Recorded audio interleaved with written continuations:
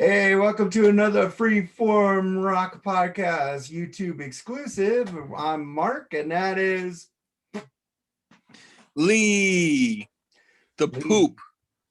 And he thinks it's freaking Christmas. He's got a Santa Claus hat on. Yeah, I've got my helper with me. What's his name or her? He's known as the guy who don't like no new music crap. Ah, You see, could call him Bubby for now, I Bubby. guess. Yeah, that's a subject we're going to touch on for a little bit.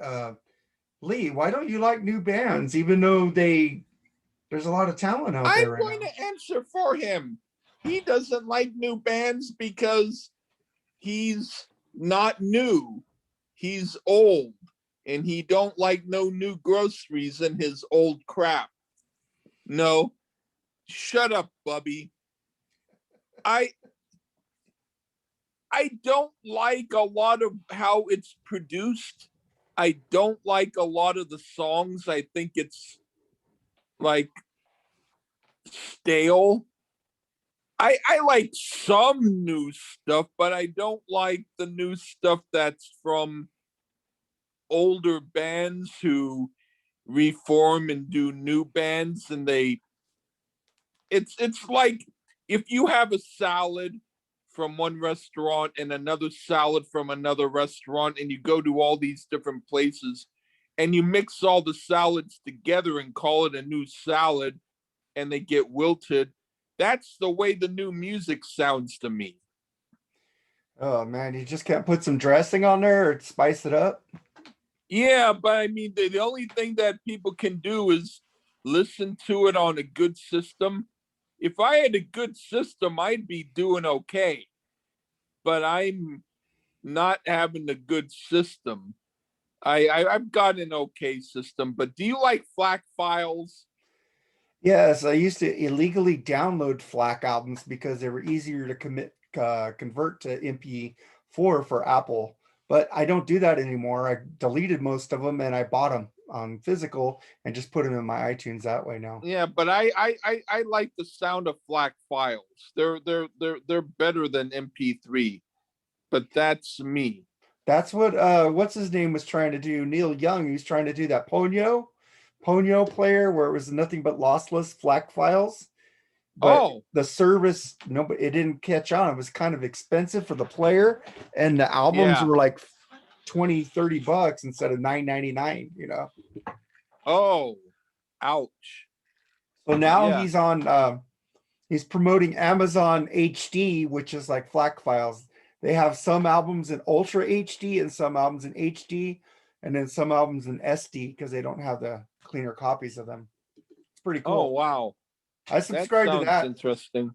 I usually subscribe to Amazon just to like for a party to have a playlist, where I could put playlist shit in there, or Yeah. basically to listen to albums I already bought to give my artist more money on albums. I'll listen to the Yeah.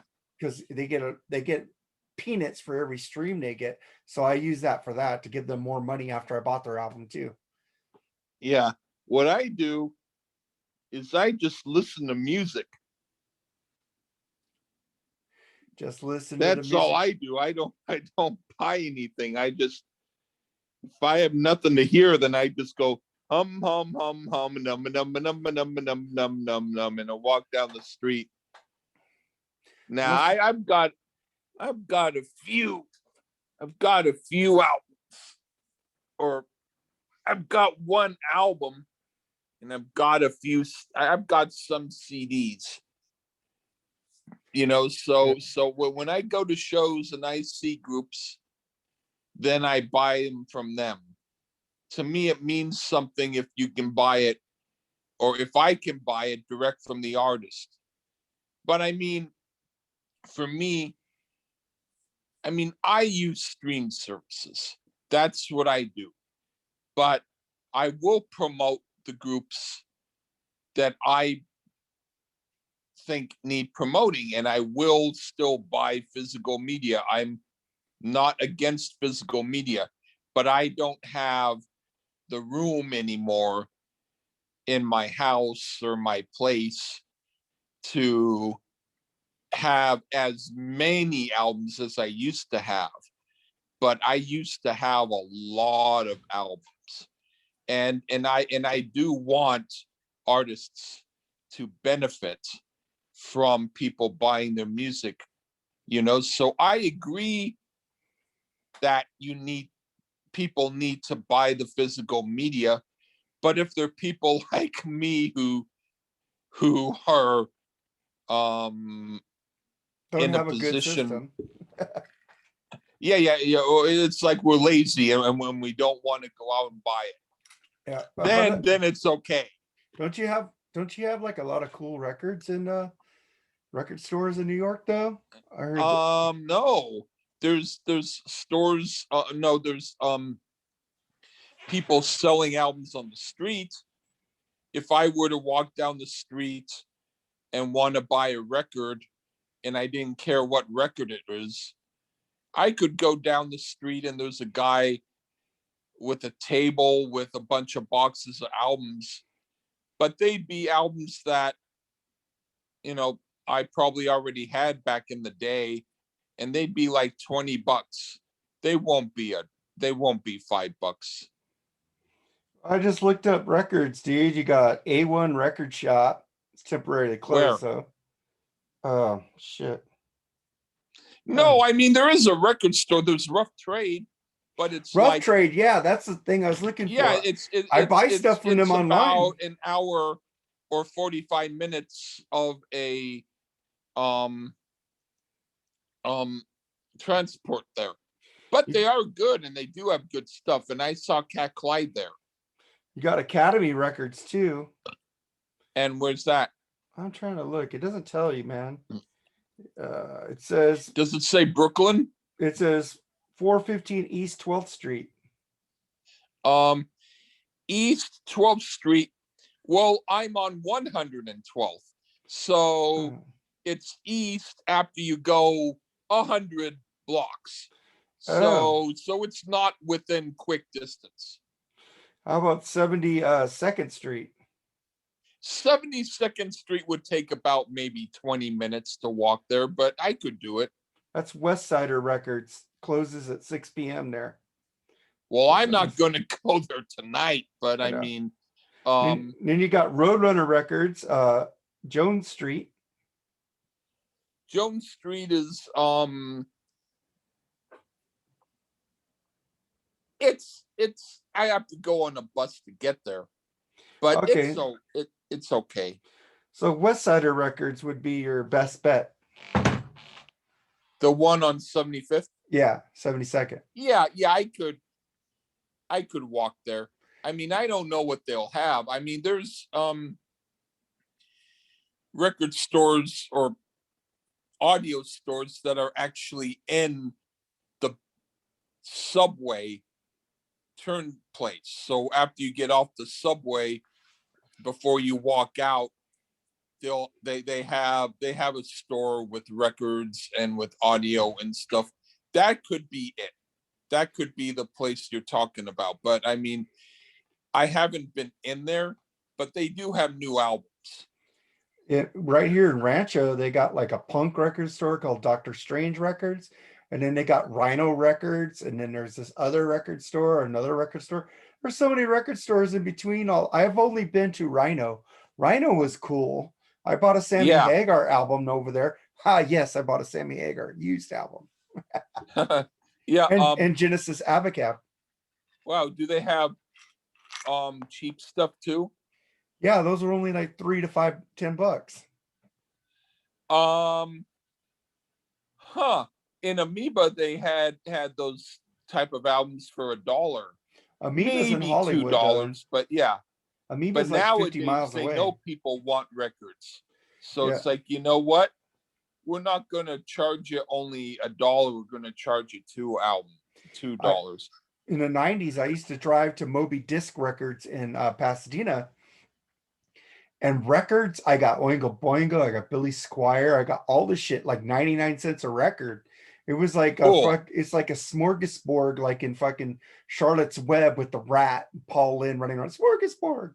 It's like fucking Yeah, smorgasbord for used records. That place is that's gone the way to now. do it. And those same albums I got for $1 go for 10 now. Yeah. Or 99. It's like it's like the very first Tori Amos album, the one Why Can't Tori Read? When I found out that that was out of print, when she started to get well known, I went, I know where to get that. And unfortunately, it's not in my possession now. I asked a friend to hold it in his storage.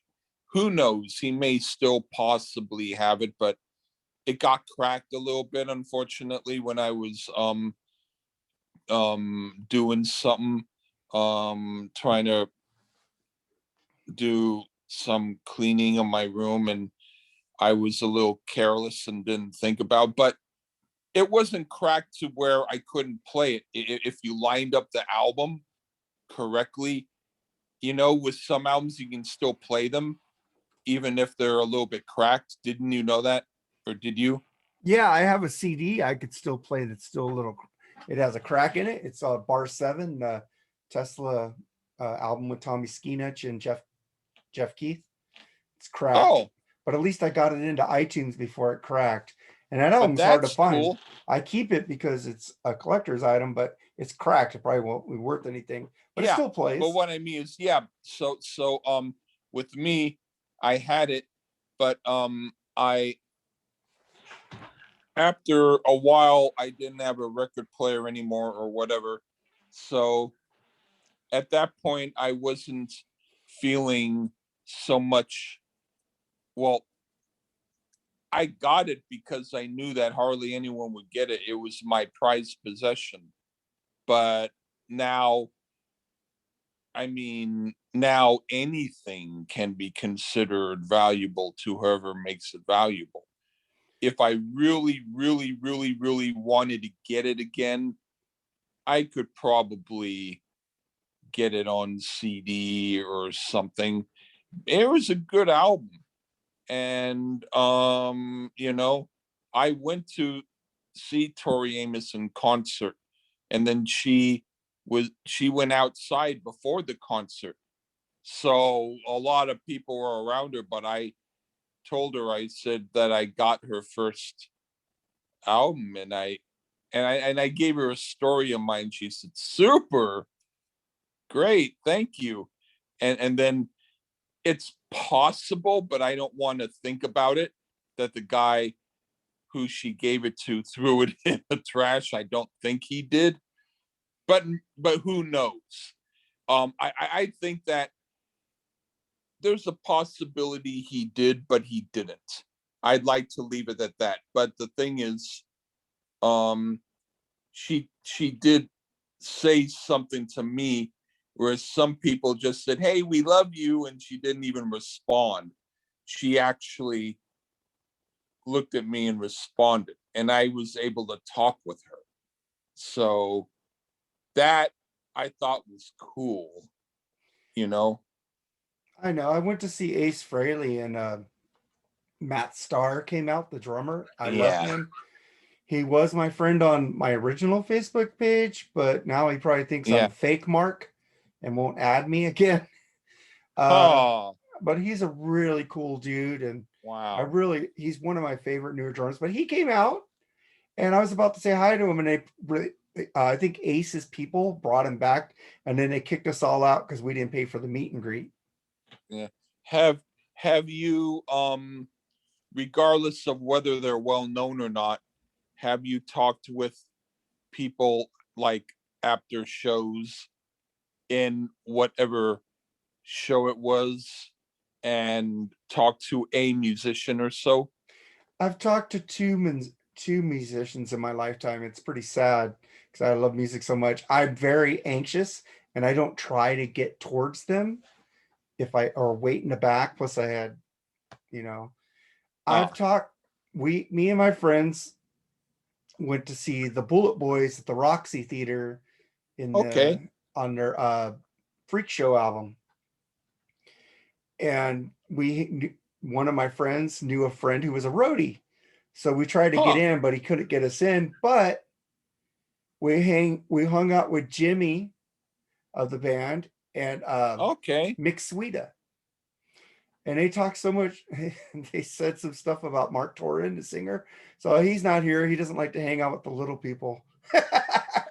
But Mark Torin is an awesome guy now. If you follow the Bullet Boys on Facebook, he's very humble, very giving, very nice man. But back Right then, when on. you're kids, you're different. So, but they smoked pot back then. They were just toking up in the hotel room. I was hanging out with him. My friends were smoking pot with him. But back then, I was too good to smoke fucking. So I didn't fucking Oh, hang out. I didn't but fucking smoke pot with a rock star. I want to go back and do it now, but you can't. I don't have a DeLorean, you know. yeah. But I mean, yeah. My dad knew a guy named Bobby Peterson who wrote songs with Phil Lesh from the Grateful Dead. And he wrote a few of the songs that I really like. And so my dad brought him over. So I was able to talk with him, and he was really cool, you know. What's that guy's name? Mickey Hart's the drummer, right? Mickey Hart's the drummer. And then you got the other singer besides Jerry. What's his name? Bob Weir. Bob Weir. Okay, I've heard some Bob Weir solo and I've heard some Mickey Hart solo. They were actually good. Yeah. And Um, I've heard them play on Sammy Hagar albums and they were actually good. So I have I no problem. actually I just can't saw, stand the Grateful Dead as a whole, but those guys are really good musicians and I give it to them. Even Bruce Hornsby plays keyboards with them. huh. Well, Bill Hornsby did do a good job of keyboards with them. Bruce? He, yeah, he did. I was surprised. He actually sounded really good with the Grateful Dead. I had a videotape that I would play after I would drink a lot and just get toasted and listen to it. And I would fall asleep after about half was over, but I liked it. But the thing is, um, there's a video I saw of Sammy Hagar and Jerry Garcia.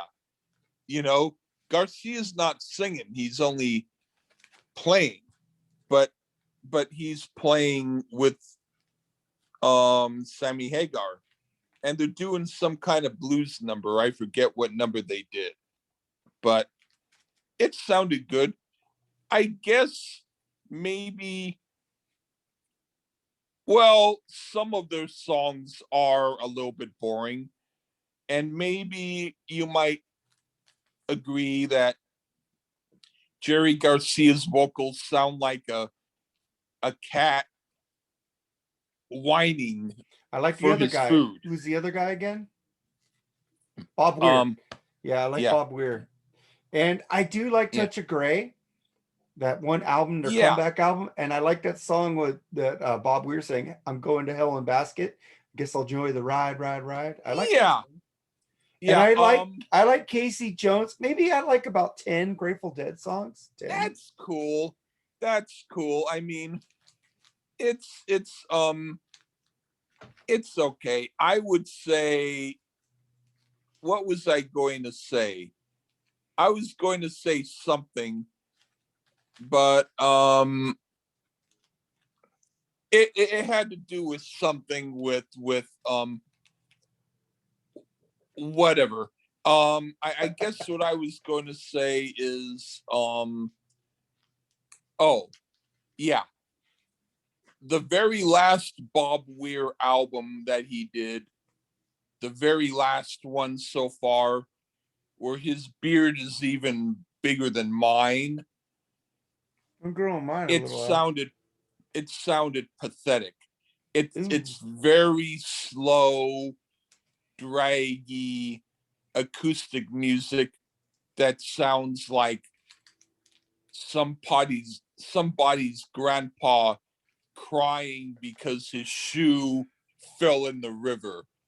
and all the songs sound like that.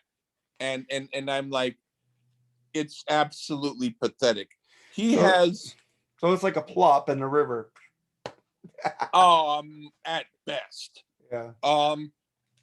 His first solo album was called Ace. That I guess some people like it, but he later was in a group called Bobby and the Midnights, and he had some cool musicians. And I have to hear more of Bobby and the Midnights. That's supposed to be maybe a little more like if he went Huey Lewis style, I a love little Huey bit more Lewis. hip, I you don't. know. Huey Lewis's new album in the news is okay. It's not great. They do a country Yeah. song in there that turned me off a little bit. I haven't heard it since. Oh, I need to listen to it again. But they did the title track for Pineapple Express, and that song was amazing. oh wow.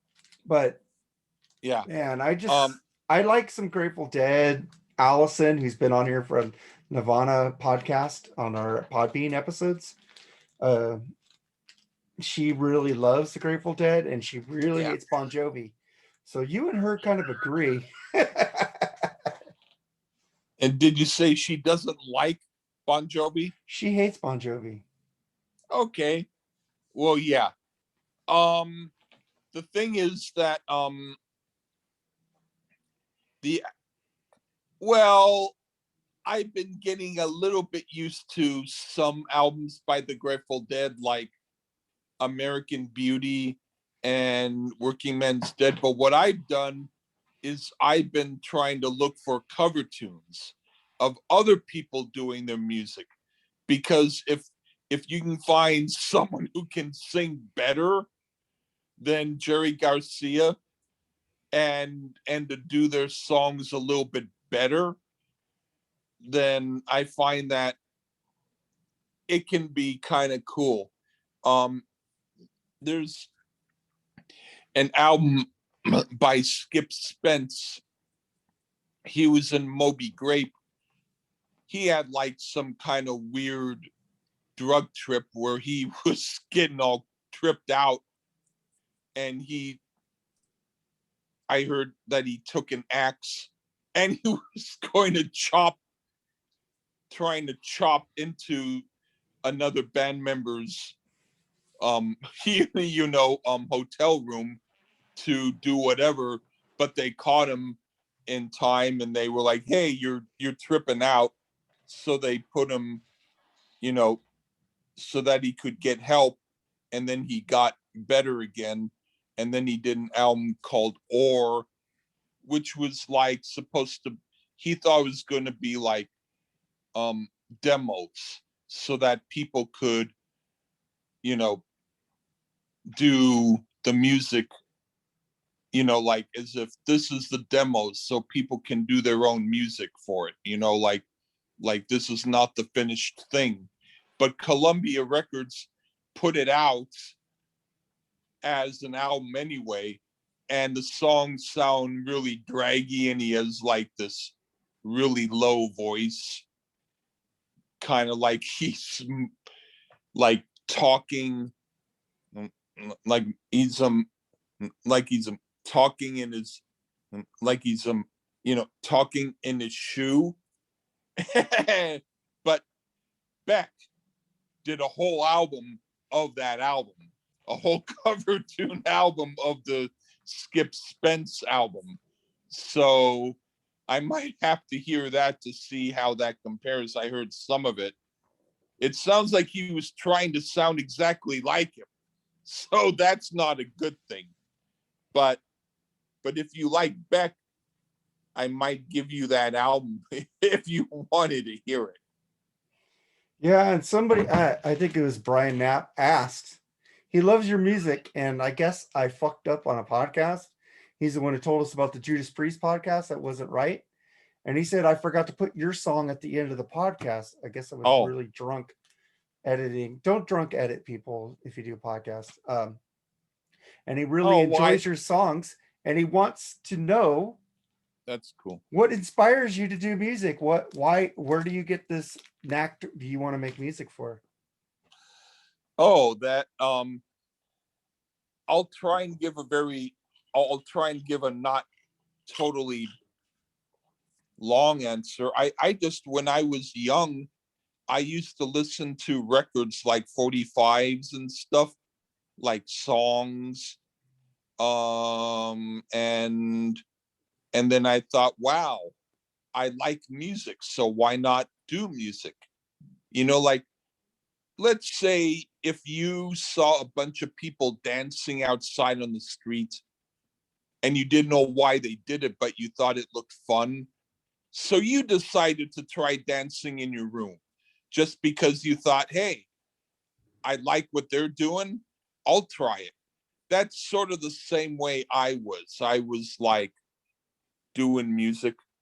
And then my mom was cool because she gave me piano lessons, and I wanted to know how to read and write music.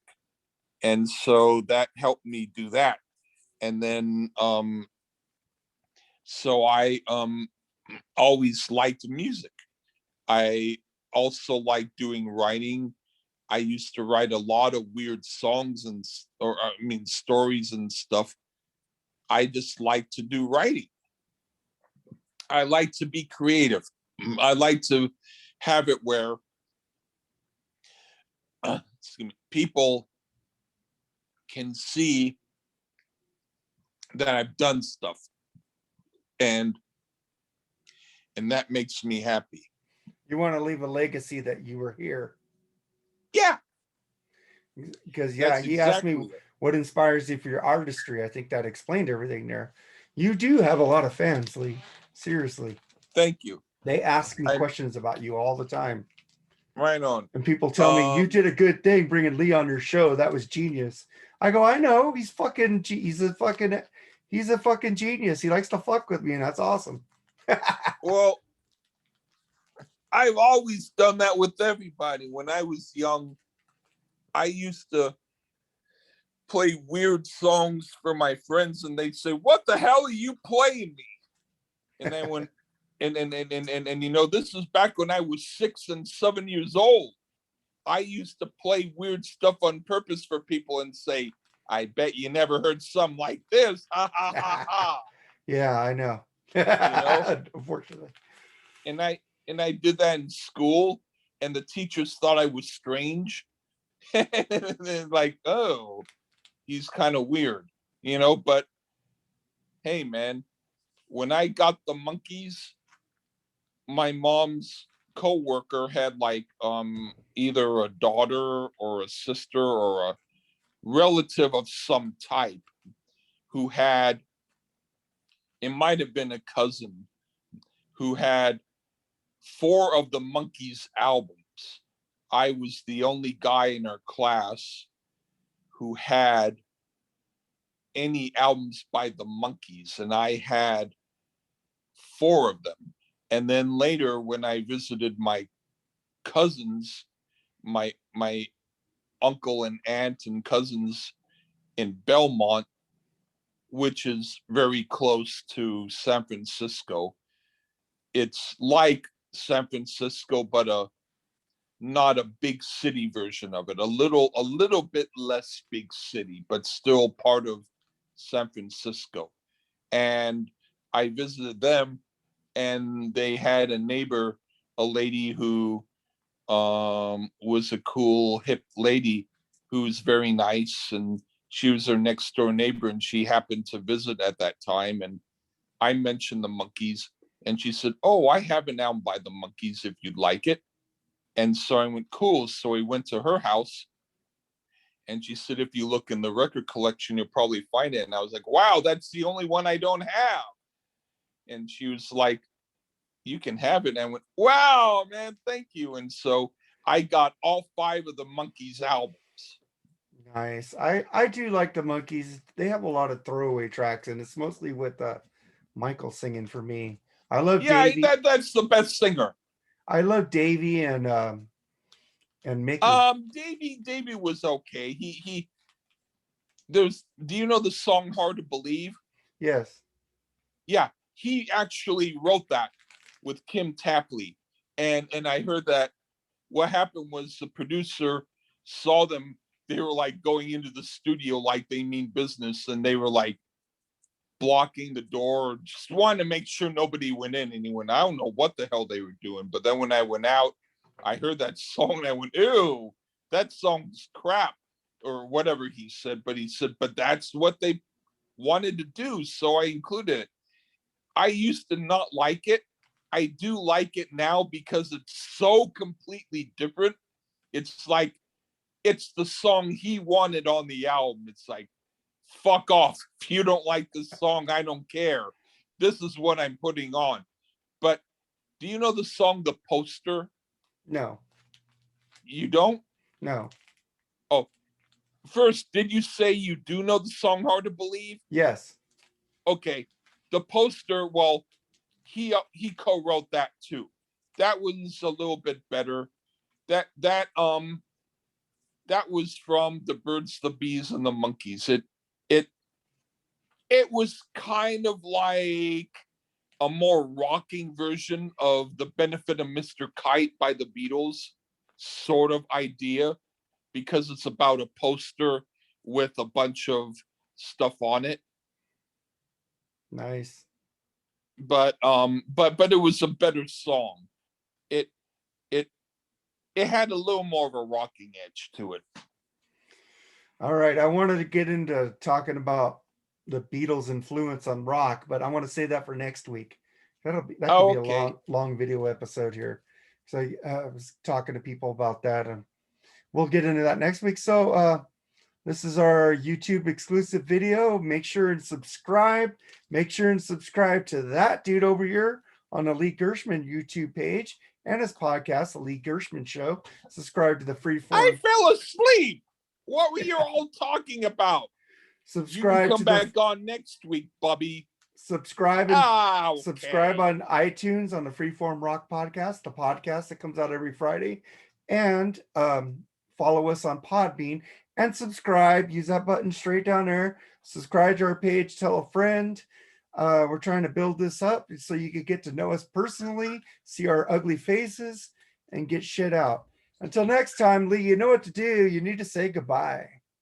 Goodbye and cinnamon cakes.